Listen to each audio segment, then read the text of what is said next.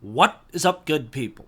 Jungle Link here. Hope you're doing well. Monster of a hearing today. SEC versus Coinbase. We're going to get into it. But one of the talking points that came up in this hearing that I hear other people saying all the time is that Judge Torres somehow gave extra protections to institutional buyers that the retail buyer doesn't have. And it's complete hogwash. And I get some Muppet on Twitter saying this, but for the SEC to twist reality in court is unbelievable. Look, institutions have no additional protections. They can go onto the secondary market and buy XRP till their heart's content. Judge Torres simply looked at those institutional sales and said, you wrap these sales of this commodity with contractual terms, thus making it a securities offering. Didn't matter who bought it, if it was an institution, if you or I bought XRP directly from Ripple with these sorts of, contractual obligations. That's what makes it a securities offering. The judge didn't go, well, golly shucks, I guess I'll protect institutions. Like, that whole spin of reality is so maddening to me.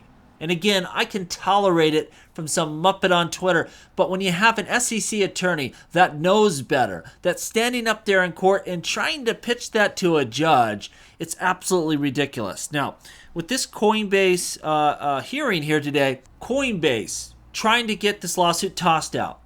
And it was so bad at times, I almost would be willing to say it might happen. I mean, the judge just telling the SEC, none of this makes sense. We need new rules. You're trying to apply this antiquated rule set to this new technology stack, and it just doesn't work. If I play along with this, we're going to make everything potentially a security, and that's not the spirit of the law, of course. Now, this is what I would tell you, and it's going to take a while to figure out exactly how this plays out, but I highly doubt that the judge is going to toss this case. It is wildly too big and important, and I'm sure once you comb through everything, you'll probably find something, just like you did in the Ripple court case. But I don't see the judge just tossing it out the window here, even though at times it sure seemed like she was leaning that way.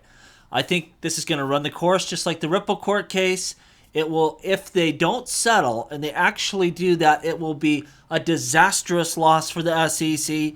Yeah, they might get some fines and penalties, but not the desired result here. If Gary Gensler has any sense, and I'm not sure that he does, he should be looking for an exit here. Some sort of thing he can pitch as a win, because it doesn't seem to be a lot of substance here. He just keeps hoping that the judges will go against the rule of law and give the SEC what they want, and as of now, it ain't happening. She even said that amicus, people that wrote amicus briefs, did a better job explaining DeFi than the SEC. Like, it was just a disaster of the highest order.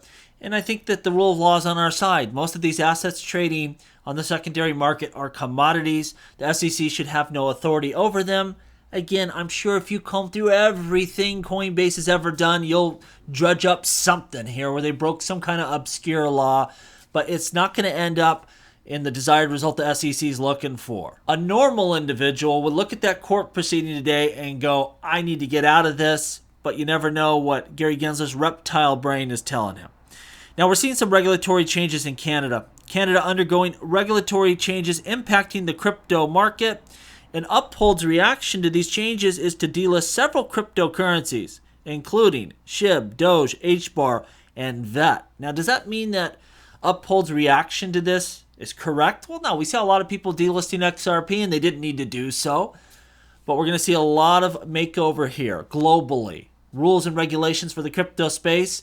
And some cryptocurrencies, of course, are going to get hit in a major way. I'm not saying that those four specifically are problematic, but we're seeing companies adjust to the changing landscape here. Now, we have a lot of people that are shocked. Despite the launch of a Bitcoin ETF in the US, Bitcoin's price hasn't shown a significant rise. This situation has led to various analysts and commenters from industry experts try to drum up all sorts of reasons. I think it's to be expected. I said before this happened, we probably would not see some monster run-up, that BlackRock wasn't going to take all their capital and blow up crypto for us, that all these sophisticated investors weren't just going to YOLO into the marketplace and make us rich overnight. It don't work like that, people. That was a major historic event but for the future. And of course, it had a current impact because everyone front ran that event, so it pumped the price of crypto leading up to the event. But I think a lot of your gains are going to come down the road. Easy access to crypto. When the space heats up, a lot of money is going to come piling in. This was really to be expected and shouldn't be a big surprise. Ethereum, starting off 2024 well, up 11% on the year, continuing its growth that we saw in 2023. But what else is up? Network fees. Those network fees are already starting to go up in a significant way. And so what I would tell you is the more growth we have in Ethereum and the higher those fees go, I think it's a big indicator for other layer 1 smart contract blockchains that can take on some of that volume and some of those transactions at a much better price. If you got Polkadot, Cardano, Near, Cosmos Atom, and these other major layer 1 smart contract blockchains, you should be salivating as you see Ethereum starting to go up, starting to get more congested. It's going to drive a lot of business to these other blockchains. Solana is launching a secondary phone. I guess their first launch was quite a success. To be honest, when I heard about this, I'm like, I'm not going to use a Solana phone, but I guess there's people out there that do.